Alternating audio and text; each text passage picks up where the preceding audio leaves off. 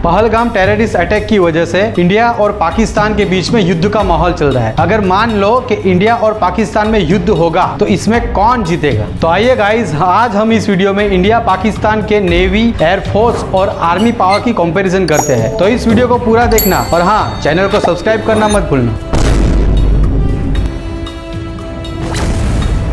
सबसे पहले बात करते हैं ट्रांसपोर्ट एयरक्राफ्ट की। तो ट्रांसपोर्ट एयरक्राफ्ट में आर्मी मैन, आर्मी के जरूरी साधन सामग्री, इक्विपमेंट और फूड या कोई दूसरी फैसिलिटीज को ट्रांसपोर्ट के जरिए ले जाने के लिए किया जाता है। पाकिस्तान के पास ट्रांसपोर्ट एयरक्राफ्ट 60 है और इंडिया के पास 264 एयरक्राफ्ट है, जो पाकिस्तान की कंपैरिजन में इंडिया के पास 4 गुना ज्यादा एयरक्राफ्ट है। अब बात करते हैं फाइटर एयरक्राफ्ट की। तो फाइटर एयरक्राफ्ट का इस्तेमाल दुश्मन के एयरक्राफ्ट को हवा में से मारने के लिए किया जाता है और दुश्मन के ठिकाने को हवा में से तबाह करने के लिए किया जाता है। पाकिस्तान के पास 387 फाइटर एयरक्राफ्ट है और इंडिया के पास 606 फाइटर एयरक्राफ्ट है। अब बात करते हैं अटैक हेलीकॉप्टर की। अटैक हेलीकॉप्टर में आधुनिक हथियार, सेंसर्स और ऑटोमेटिक अटैक सिस्टम होते हैं, जिनका इस्तेमाल दुश्मन के ठिकाने को नष्ट करने के लिए और हमला करने के लिए किया जाता है। पाकिस्तान के पास 352 अटैक हेलीकॉप्टर है और इंडिया के पास 869 हेलीकॉप्टर है। अब बात करते हैं नेवी के पावर की। गाइस, नेवी के पावर की बात करें तो सबसे पहले बात आती है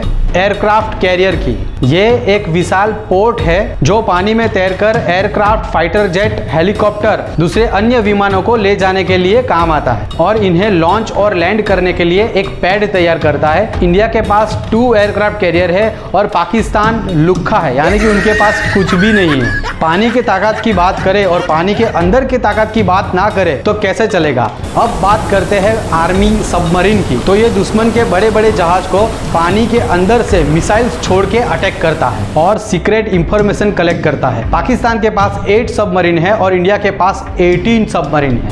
अब बात करें नेवी फ्लीट की, यानी समुद्री जहाज की। इसका इस्तेमाल पानी में युद्ध करने के लिए किया जाता है, समुद्री व्यापार को सुरक्षित करने के लिए या फिर नाविकों की सेफ्टी के लिए किया जाता है। इन शॉर्ट बंदरगाहों को सेव करने के लिए इसका इस्तेमाल किया जाता है। पाकिस्तान के पास 114 नेवी फ्लीट्स है और इंडिया के पास 294 नेवी फ्लीट्स है। तो गाइस, पानी के अंदर तो इंडिया पाकिस्तान को पानी पिला देगा, लेकिन अब तो ये लोग को पानी भी नसीब नहीं होगा क्योंकि हमारी गवर्नमेंट ने सिंधु जल समझौता रद्द कर दिया है। अब बात करते हैं रॉकेट लॉन्चर की। इसका इस्तेमाल दुश्मन के मिसाइल्स को हवा में नष्ट करने के लिए या एयरक्राफ्ट, हेलीकॉप्टर को टारगेट बनाकर हवा में ही नष्ट करने के लिए किया जाता है। पाकिस्तान के पास 602 रॉकेट लॉन्चर है और इंडिया के पास 702 रॉकेट लॉन्चर। अब बात करते हैं आर्टिलरी की। तो इसका इस्तेमाल जमीन से दूर दुश्मन के ठिकाने को नष्ट करने के लिए किया जाता है। इससे दुश्मन के ठिकाने को टारगेट करके लॉन्च किया जाता है, जिससे टारगेट पे छुपे हुए सभी दुश्मनों को दूर से ही मारा जा सकता है। पाकिस्तान के पास 3238 आर्टिलरी है और इंडिया के पास 3243 आर्टिलरी है, यानी कि इंडिया के पास पाकिस्तान से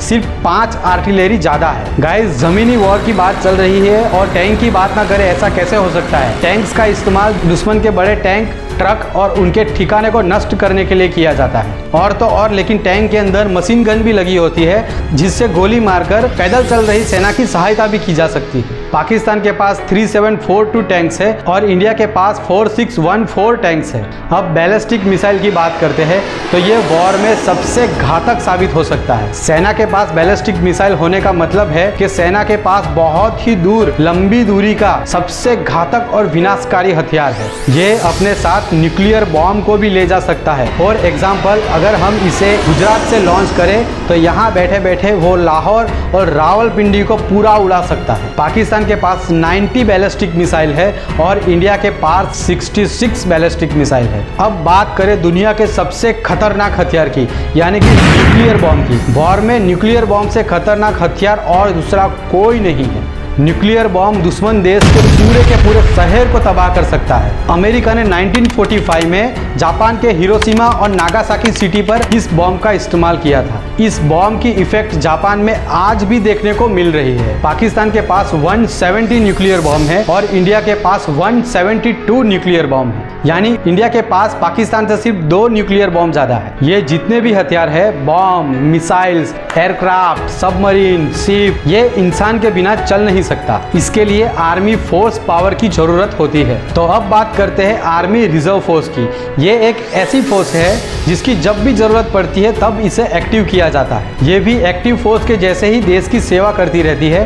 पाकिस्तान के पास 5,50,000 रिजर्व फोर्स है और इंडिया के पास 11,55,000 रिजर्व फोर्स है, जो कभी भी इमरजेंसी में पाकिस्तान को चींटी की तरह मसल सकती है। अब बात करें एक्टिव फोर्स की, तो ये एक ऐसी फोर्स है जो दुश्मन के आंखों में आंखें डालकर घर में घुसकर मार सकती है। जो पहाड़, जंगल, बर्फ या फिर गरम गरम रेगिस्तान के मैदान हो, उसमें जाकर घात लगाकर दुश्मन पे हमला करती है। देश के अंदर भी और हो सके तो देश के बाहर जाकर भी हमला कर सकती है। पाकिस्तान के पास 6,54,000 एक्टिव फोर्स है और इंडिया के पास 14,55,550 एक्टिव आर्मी फोर्स है। ओवरऑल देखने जाए तो इंडिया इन भीख मंगुओं को हर तरीके से हरा सकता है। अब आप ही कमेंट करके बताओ कि इंडिया और पाकिस्तान का वॉर होगा तो इसमें कौन जीतेगा। अगर आपको ये वीडियो अच्छी लगी हो तो इस वीडियो को लाइक कीजिए, शेयर कीजिए और हाँ, सब्सक्राइब करना तो मत भूलना। तो मैं मिलता हूं आपको इसके नेक्स्ट वीडियो में। तब तक के लिए अपना ध्यान रखिए, सेफ रहिए। जय हिंद, जय भारत।